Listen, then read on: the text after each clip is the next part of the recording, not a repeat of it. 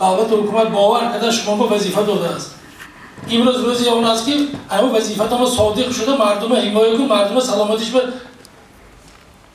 چرا اندیشه کنید که مردم کمتر تلف یابد، مردم کمتر بیمار شود. افسوس که شما همه تو خونتون شق شدگی نمیدونم یگون چرا اندیشه ندیده شده از جانب یگون تشبس، یگون اقدام، یگون پیشنهاد از جانب رئیس محل نیست. وجه گفت یگون کار من از جانب محل ندید دوست هم سمت به یک بار سرشان ما منه همون автомакс می چیزای خریده دادیم برای بیزار گردونه دو بار کردیم همه گری ایاد همه برنامه برای یگون جو نمیبینم که ما مسئله کار کنیم باشه. ما هم شهر زندگی میکنیم، ما هم محله زندگی میکنیم. این نکته را رئیس شهر خوجند معروف محمدزاده ضمن جلسه 9 ماهه بیان داشت. او گفت امروز شهر خوجند یکی از شهرهای آسیب پذیرترین گردیده است. ضمن جلسه رئیس شهر خوجند به رئیسان محله ها بیان داشت که تنها یک نفر نمیتواند با کرونا ویروس مبارزه برد. بنابراین باید همه شعبه ها از آن جمله جوانان، زنان، فعالان محله ها، امام خطیبان، آموزگاران و کارمندان مقامات حفظی حقوق همکاری نموده چاره‌های ضروری را اندیشند. این شوخی جان آدم رفته است، تلفات شده است. همه تو محله من رئیس محله میدونید که کدام محله از کدام کوچه که کدام سبب که فوتید. لازم جزا جنازه نورزاده اسمانو یک جای رجب میشینم تحلیل میکنم کدام رئیس محله همین سمت اگر به طرفی کدی باشه کار درست راه بنماند من به گزارش میتونم یک روز کار نمیکنم.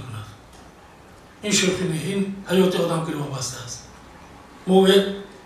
مهلت داده نمیتونیم یک محدود ماه که کارش درست کنه. همین روز خودش پروا میشینم تحلیل میکنم کار میکنیش کار میکنیش من دیگه کس اونو کار میکنه.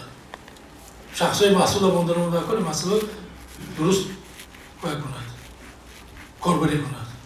امروز شهر خوجند دارای 22 محله می باشد و 22 نفر کارمندان مرکز نظارت سانیتری و اپیدمیولوژی شهر با مقصد پیشگیری بیماری کرونا ویروس با رئیسان این محله ها همکار نموده ایستادند. ضمن جلسه اطلاع داده شد که 45% گرفتاران بیماری کرونا ویروس بعد از اشتراک در طی مراسم ها سرایت یافتند. اینچنین 28% منبع بیماران اهل خانواده آنها می باشند. حتی از یک عائله 5-6 نفر گرفتار بیماری گردیدند. از آغاز پاندمی تا امروز در مرکز ولایت 4650 نفر گرفتار بیماری گردیدند که 3114 نفر در بیمارخانه های ولایتی، بیمارخانه سرایتی، تولدخانه شهری طبابت گرفتند. 1536 نفر باشد همچون طبابت امبولاتوری زیر نظارت طبیبان قرار داشتند. از 4650 نفر بیماران التهاب شش برای معاین نمودن کرونا ویروس تشخیص گرفته شده است. در وقت گذراندن معاینه اپیدمیولوژی 8908 نفر علاقمندان با بیماران دریافت شده 14 روز به کرانتین گرفته شدند. ذکر گردید در جلسه.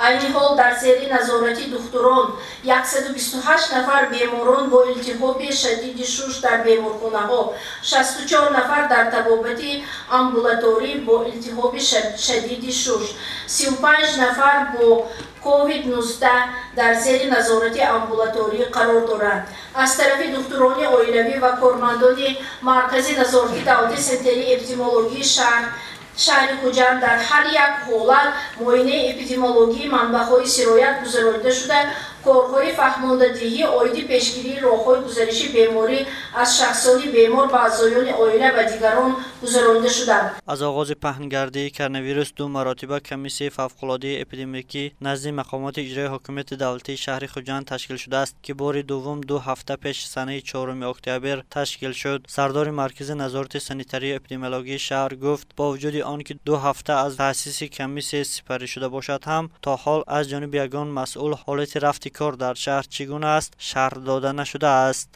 اگر که ما سری وقت بیماران را دریافت کرده سری وقت زیر نظارت و معاینه اپیدمیولوژی قرار میدادیم، بیماران تا به درجه که به بیمارخانه باید بستری شوند آورده نمی آمدند.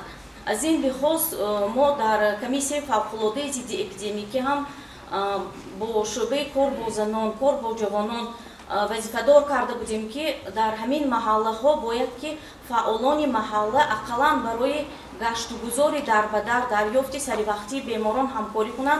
ولی که خیلی که معلم نورالزاده قید کردن دوام 2 هفته که ما اگر سنه 4 قرار قبول کرده باشیم 2 ҳафта аз тарафи ягон мақомот ба унвони комиссияи фавқулоддаи зидди эпидемикӣ маълумотҳо ирсол нашудааст ки то кадом дараҷа онҳо корбарӣ карданд.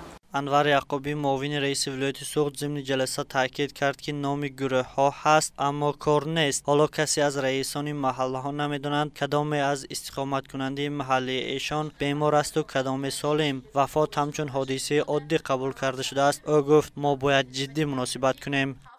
ما تاکتیکی کاربری تبابت بعد تبابت محلی ریابیلیتاسیون همون با کاربری نکنیم.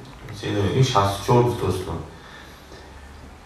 مجلسی که او دوما پیش میاد بعد دیوار زندگی داشت ما یک تا وظیفه داشتیم همین سیگنال اومد می تاپ دوست آخونش نبرد رفته آنالیز گیری میفته خانو تاپ دوستی تازه کنیم ما کدوم نکور وای دویده اونای جاکور نی هم کارخانه‌ش میام اوزی زرجونی هم مرکز سلامتی زرجونی همه جا زرجونی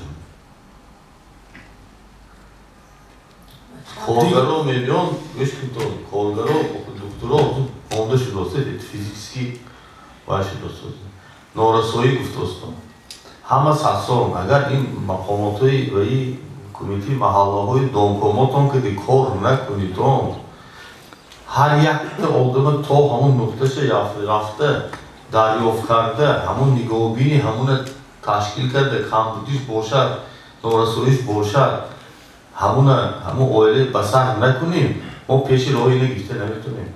معروف محمدزاده با مسئولین وظیفه گذاری نمود که مرکزهای دلخوشی شبانه، مرکزهای سودایی که قاعده های بهداشت در آنجا رعایت نمی شود، بازار شبانه، دهقان بازار، سودای کوچگی پرره بسته شود، بازارها به اعتدال آورده شود، توی و معرکه به ترتیب درآورده و از صاحبان توی پیش از برگزاری مراسم بیان خط گرفته شود، زکس با گروه منع کرده شود و همگی با 4 نفر دایر گردد. در بیرون ثبت اسناد حالت شهروندی، عکسگیری و مراسم را منع کنند. گروه کاری تاسیس می‌کنم مرحمتی با سامی کوچیکم مراسمی توی معرکه یعنی میگم گفت میلیتون اگر ترتیب ندارن مجبور میشه پیشنهاد توی منکدام با وقتی که اجازه میدیتون توی بعد ولی خطیش گیریتون دستتی خرجی ما کس از باید همون میارو بیرون نمیشه قانونشکنی نمیشه اگر قانونشکنی شد من بدونم که جریمه 200 سم 300 سم 500 سم که باید بشه نه این دفعه ولی تو قانون ویا پیش یافته جزای سخت دادن بعد وجود کرونا در تاجیکستان 13 کارخانه ها در شهر خوجند با برآورش نقاب و لباس های محافظتی مشغول شدند که از جانب آنها تا امروز 4 میلیون دانه نقاب، لباس های مخصوص محافظتی و موادهای آنتیسپتیکی به مبلغ 47 میلیون سومانی استحصال کرده شده است. با نظرداشت تشویش‌آور بودن وضع گرفتاری به کووید 19 ساکنان را نیز ضرور است بی‌پرواگی نکرده قاعده های بهداشتی را به چون و چرا رعایت نمایند.